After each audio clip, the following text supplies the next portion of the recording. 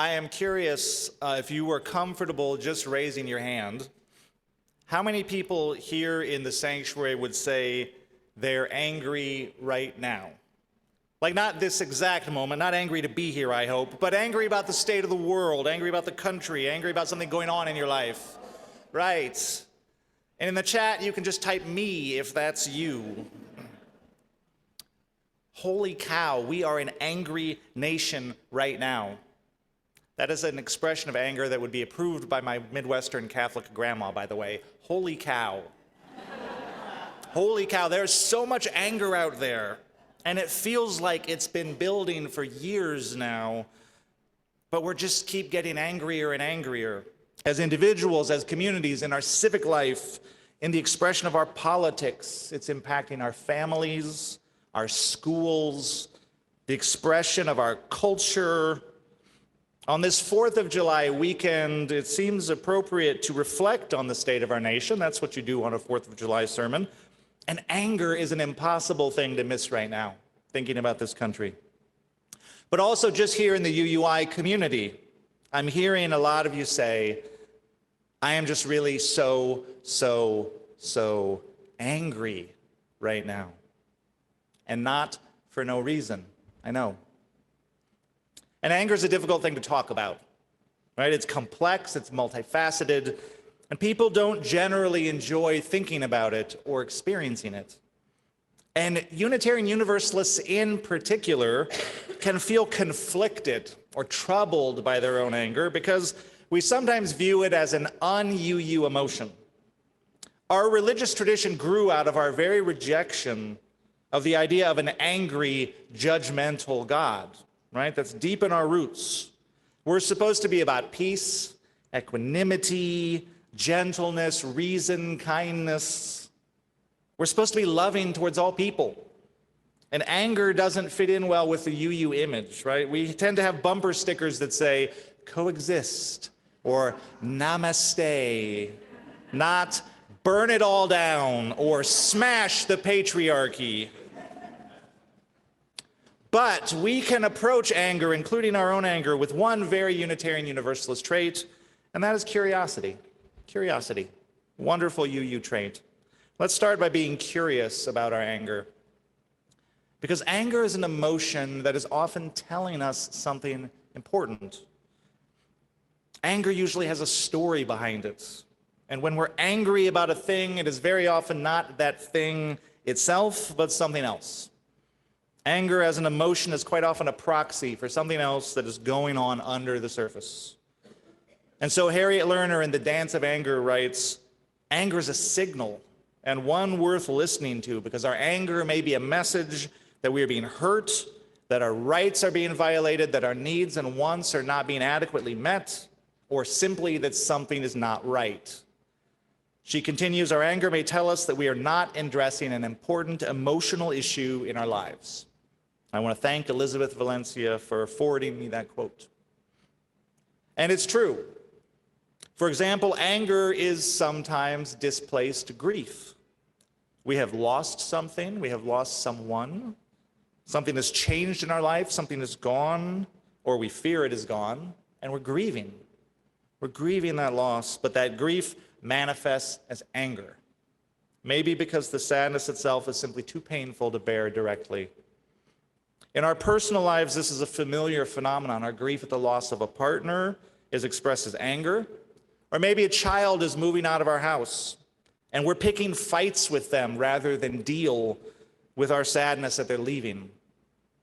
It's particularly true that for young children, sadness often manifests as anger.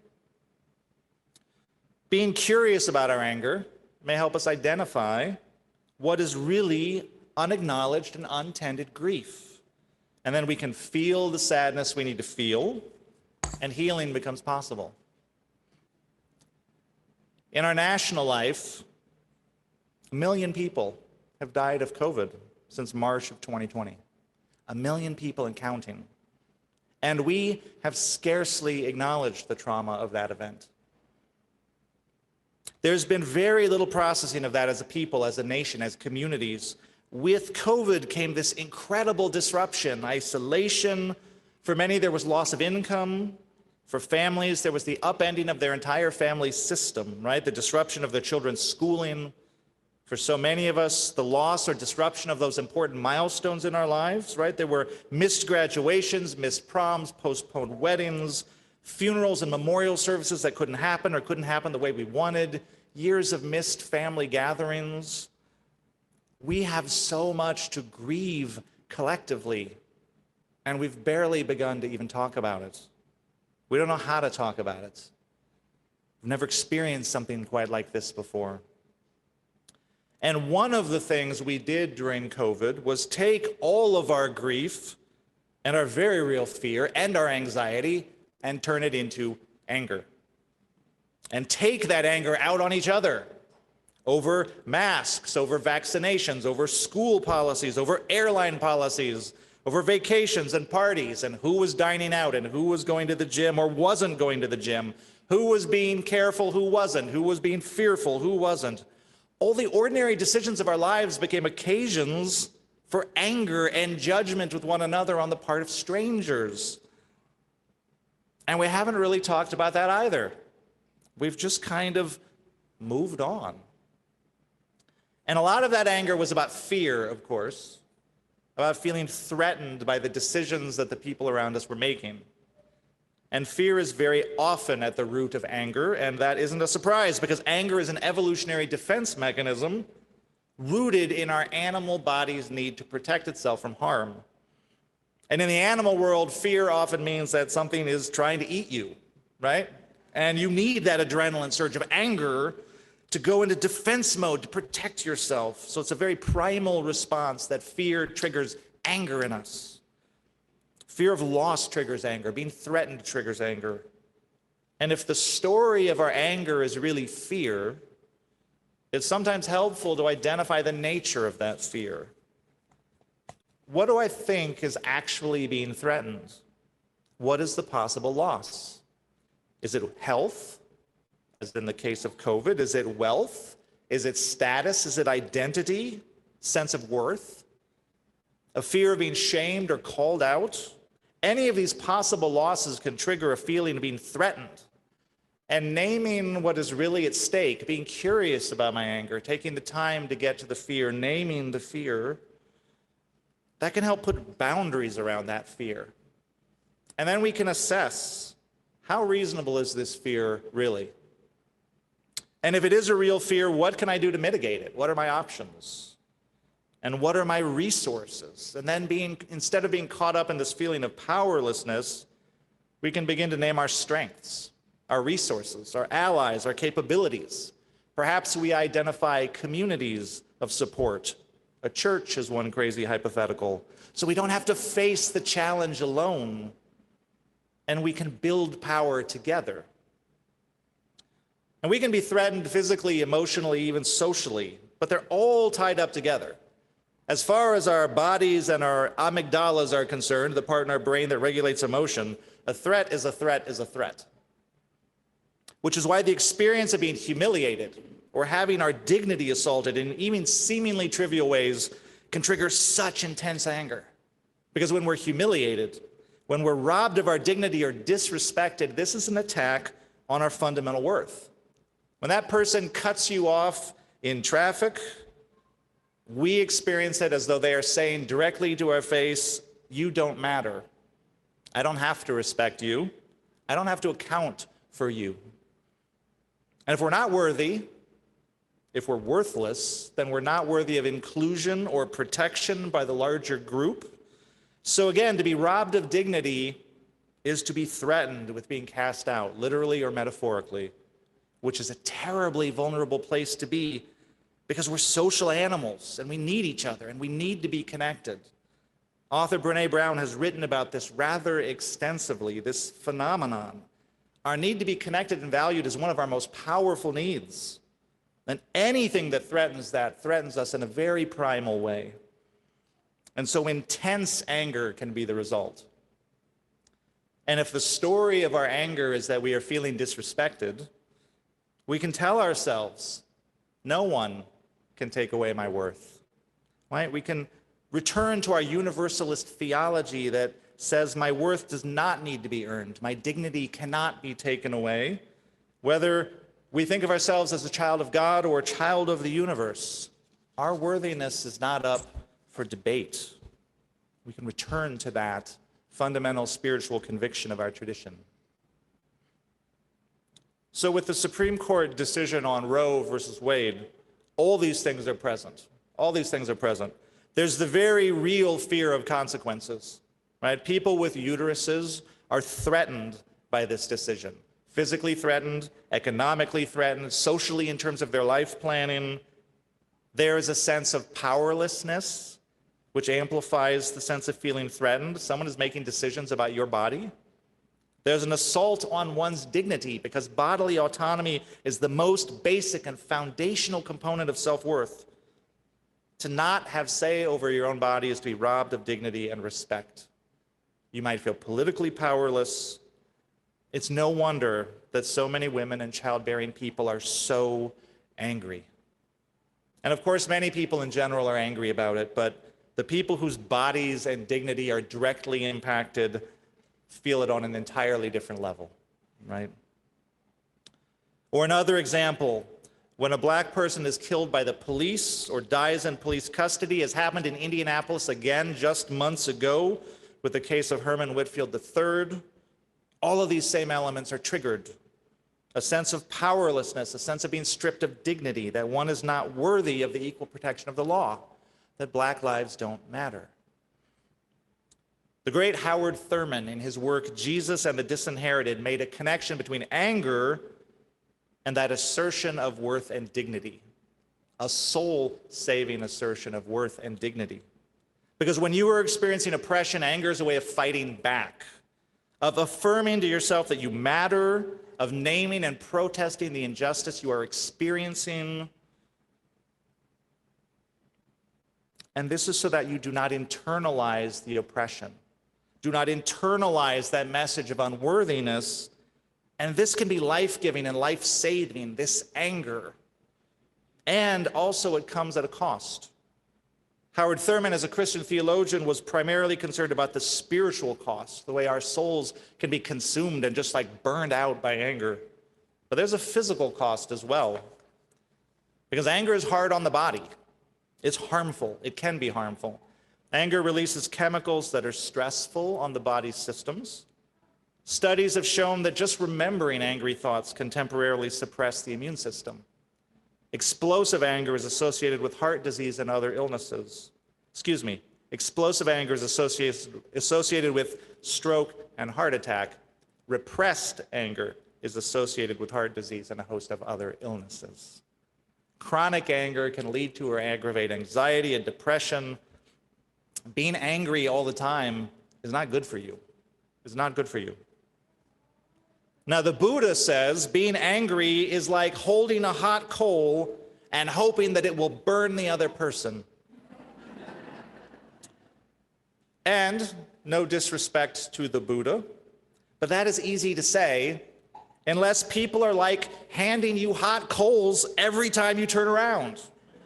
While you're minding your business at a Starbucks or jogging through a neighborhood, trying to read a book unmolested in a public place, trying to get your ideas heard in the workplace, trying to love who you love, or seeking medical care with your very own doctor regarding your very own body, if people are constantly handing you hot coals all the time, you might find yourself holding a lot of them over the course of your week or your life, whether you want to or not. And so the chronic experience of anger is actually one of the health risks of being a member of a targeted or a marginalized community. James Baldwin said many years ago that to be black and relatively conscious in America is to be in a state of rage almost all the time, he said.